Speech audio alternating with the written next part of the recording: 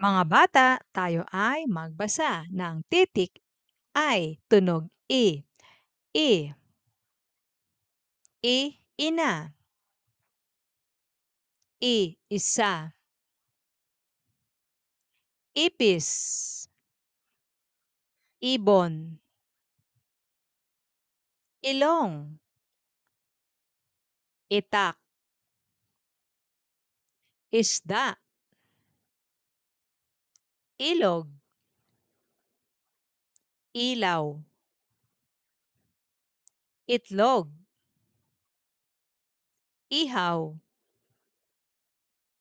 Inahin.